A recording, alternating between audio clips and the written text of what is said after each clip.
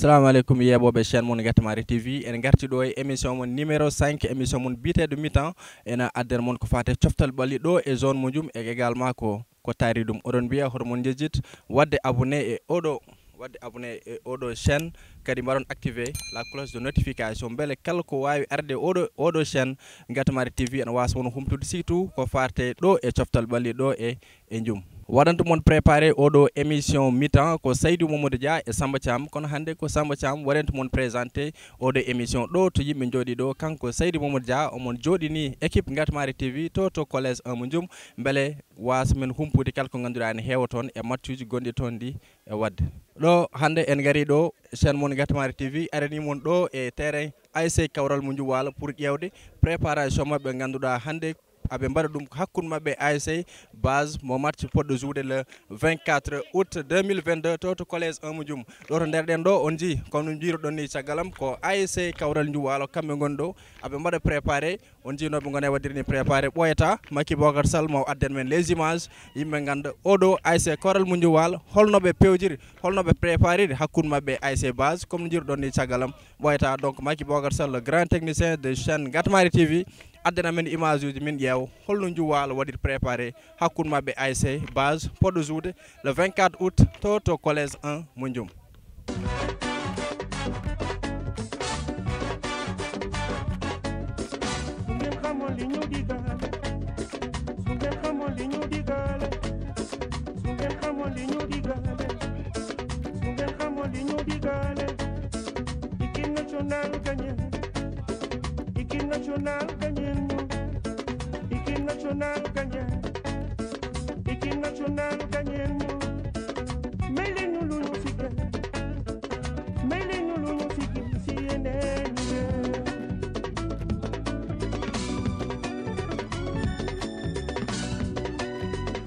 Voilà no mbirɗen ni préparation match hakkude ASC Kawral mo Ndioum Walo e mo ganduɗa ko ASC base eɗen darri ɗo e entraîneur mabɓe Amadou Mbodj min gaccima calmodira e wa chaîne Gatamari TV.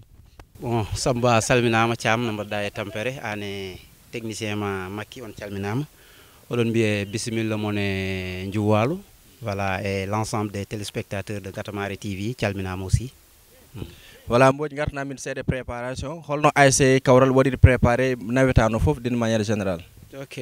donc ASC Kawral comme nous disons, comme d'habitude, comme chaque saison, so navetane football, on a l'habitude de football hivernal, mais malheureusement, hivernal, mais on a eu plus de 3 semaines de préparation avec les préparateurs physiques comme Dario qui est un peu absent. Voilà, c'est ça pour la préparation. Voilà, physiquement ils sont prêts, donc voilà. Voilà, NG match mon hakun mon e base année jawtuɗo presque nawetan o to collège no to stade en di ko base fino ASC Kawral beele Kawral hande ko ardata ko revanche walla holno gardirton e oɗon match. Bon bien sûr ardata ko revanche parce que base ASC Kawral meeɗi hawrude ko lawol gotol dans l'histoire du football de Ndioum donc ko base fino ASC Kawral par 1-0 donc Allah waɗi hikka min pottite poule donc premier amen match pour entamer kamɓe min pottata donc l'objectif c'est de ramener les 3 points que revanche on donne donc inchallah rabbi on espère bien avec les préparations momin badio on espère inchallah rabbi ramener les 3 points inchallah demain. Holko waɗi Ndioum Walo wayri wadde briller par rapport équipe wono wanoni nden en ji Ndioum Walo wayri yaade final walla wayri sah yaade départemental holko addi oɗon problème ɗo e Ndioum Walo. Donc voilà oɗon problème c'est un constat général. C'est dû un peu à un manque de physique parce que son ƴeewi Ndioum Walo ene ɗeɓi sertude équipage goɗɗi ɗi par ce que Ndioum Walo kañum on ji no jiruɗon ni jouata koye karayal donc auto banggue équipage goɗɗi ɗi kamɓe fof gondi toon donc ɓe jouata koye leydi donc du coup koɓe mbaɗata ko toon goto minen min mbaɗata ɗum ka que 2 fois donc du coup ça arrête terrain ji ɗi te terrain collège o c'est pas un terrain dans un bon état ça arrête terrain o donc pour wadde développer jeu ma c'est tout à fait un problème donc du coup tu es confronté à des problèmes ɗi ganduɗa hikka min essayi wadde ɗum rectifier min wiyata min essayi ni min mbaɗi ɗum rectifier avec des préparatifs là-bas min dañi toon match amical min jouyi toon inchallah rabbi on espère ramener Ndioum Walo au sommet ɗo wonno ɗo inchallah. Voilà, dernière question mbaɗama posé ko mi ara seeɗe par rapport e Papou mo ganduɗa ko gardien mon titulaire wonno hande en ji o waɗi démissionné o yeehi ASC Diaguéré mbere gonɗo ɗo hande aɗa hoolimo pour wadde relever le défi. Effectivement donc comme no mbiɗa ni Papou c'est un gardien mo ganduɗa ko Ndioum Walo najo sinno ko sago amen o yahata mais par contre on a d'autres gardiens amin jogui gardien ji ɗiɗi ɓe ganduɗa donc ils peuvent le remplacer te inchallahu rabbi amin jogue mabɓe confiance te amin ɗamini maɓe mbat comblé oɗon ene gab maɓe mbat mbo remplacer oton ene côté inchallah. Voilà coach wa chaîne Gatamari TV ɓe mbanmama remercier disponibilité ma aussi. On calminama Gatamari on mbiyama on jarama vraiment liggueyo ne yooɗi et on vous félicite aussi min ji liggueyo c'est très joli machallah donc jokke golle yalla newnu ko heddi ko. Merci beaucoup on jarama. Voilà merci beaucoup gondonɗen joni koye entraîneur ASC Kawral mo Djouwal woni Amadou Mbodj o artiri men seeɗa on nani no haali e préparation mabɓe d'une manière générale également préparation match mo ganduɗa a poɗɗo ɗum joude hakkude mabɓe ASC base o artiri men kadi caɗele mo ganduɗa Djouwal ene dañi ɗum ko fate saison jawtuɗi hikka kanko omo paari en tant que nouveau entraîneur pour wawde wadde relever le défi. Voilà en paari joni haaldude entraîneur ASC Kawral woni Amadou Mbodj en dardim ɗo e joueur mabɓe goto woni Ama Thiam uppuma calmodira e wa chaîne Gatamari TV. Eyyi ko adi fo mi salminiɓe ko weltade tan eyyi sukku mom hanti ke période novitani yimɓe goni ko adi fo min beltaniɓe kadi kam mbarata ko hunde wande fayide e wuuro ngo eyyi. Voilà Ama garnamin seeɗa préparation ASC Kawral beele cikkuɗa to gonnon ɗo physiquement walla tactiquement foof on paari pour wawde wadde affronter ASC base. Oui oɗo instant mom ɗaɓe gonɗo mom amen paari mom min mbaɗi kamin poti ko wadde min mbaɗi entraînement min gaari heure min mbaɗi travail kene wona hende 15 jours mais oɗo instant mom min mbiyata mom min mbaɗi préparé comme no novetanuji min mbaɗannoɗi préparé mais hikka inchallah min jiiɗi janggo pour wadde hollirde yimɓe kamin mbaɗi ko préparé min gari min kolla ɗum yimɓe ɗum ɗo min mbaɗi ɗum préparé pour compétition men hikko pour min mbawa yaade ɗomin jiɗɗo yettade. Dernière question mbaɗama posé Ama hakkude mon e ASC base weɓata par ce que base no kawruɗon nde lawol gotol ko kamɓe pimon to stade hande beele on paari wawa wadde relevé oɗon défi. Eyyi ɓe piya men saison jawtuɗo mais oɗo instant mom amen paari mom pour ittude défaite oɗo nete min gartir ɗo nete victoire pour yimɓe mbawa yejjide défaite amen o e jawtuɗo inchallah so men gari janggo mom ko ɗum min jiiɗi ko base kadi ko équipe comme équipe aji ɗi foof namen mbaɗirtani travail équipe aji ɗi to ko ɗum min mbaɗi travail inchallah min ƴeewa janggo mata mamen gar min guitta défaite mamen daño ɗo net pour mamen dañ ɗo net victoire kadi min beltina kadi supporter uji ɗi kadi. Voilà chaîne Gatamari TV no waɗma remercier. Minen min beltani moɓe kam mbaɗata ɗo hunde wande fayida yo Allah kadi naw ɗum kadi ha ɓuura ɗoyere ɓe jarama Allah jarama. Merci beaucoup joni yimɓe gonno ɗo koye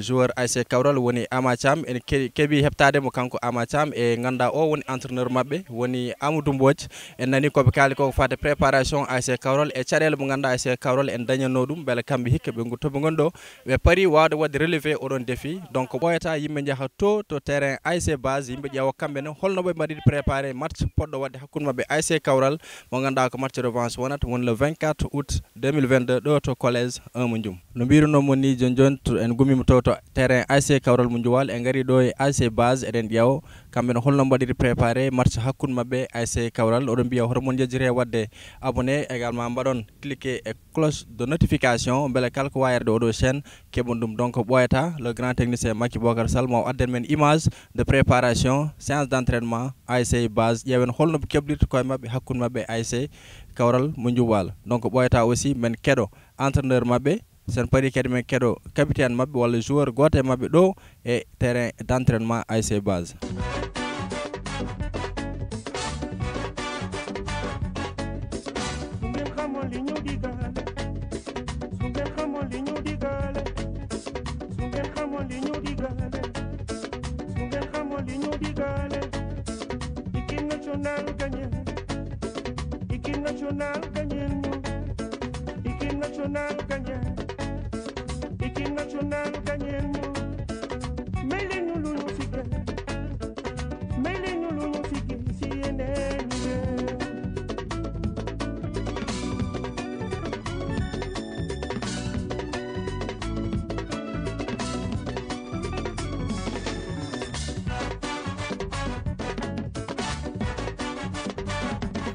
Donc en gari ɗo e terrain ASC base eɗen darɗi ɗo e entraîneur mabɓe yimɓe gacca calmodira e wa chaîne Gatamari TV. Assalamu aleykum mon Gatamari on calminama goto foof inde mum e yettode mum e weltanade initiative mo ƴettuɗon rek wiide kadi yo Allah wat ɗum ha wona télé quoi. Voilà coach mi gari ɗo ko ƴewde holno ASC base waɗiri préparé navétane mum d'une manière générale. Bon min mbaɗiri préparé comme no ASC ji fo rek plus de 2 semaines amine préparation presque janggo woni match amen ɗo kam ko paranno ko fo paari bato ko janggo tan min paɗat match janggo tan min paɗata quoi. voilà ASC Njuwalo on keɓino hawrude to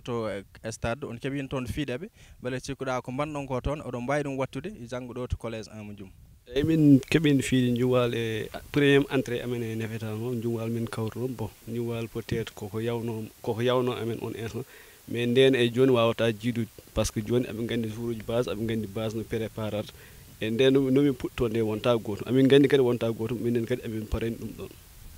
Anne en tant que entraîneur holko fadatma hol défi paɗɗomo ɗo hikka e oɗo saison 2022 won namdal battinigal namdormami? Défi paɗomi par ce que komin puɗɗi ko fof presque min meeɗa yaltude hen poule kono ngolɗo kam objectif amen majeur ko yaltude poule o d' abord emin gaddi somin jalti poule ha min fixe objectif uji goɗɗi quoi. Voilà chaîne Gatamar TV ne waɗma remercier coach. Merci on jarama. Voilà caggal no parɗen haaldude e entraîneur ASC Base donc men kettoɗo joni capitaine ASC Base woni Iba kanko no arten men préparation ASC Base match mo jogol joudede kamɓe ASC Kawral Njuwal le 24 août 2022 ɗo to collège Amadou Dioum. Caggal no kettiɗen entraîneur ASC Base eɗen dardi ɗo e capitaine mabɓe woni Ibrahima Ba kankone o arten men ko fate préparation ASC Base coach no capitaine équipe Gatamar TV ne salminoma. Assalamu alaikum salminimon wa Gatamar wadmi remercier rek garangal mon ɗo wiitmon bismil kadi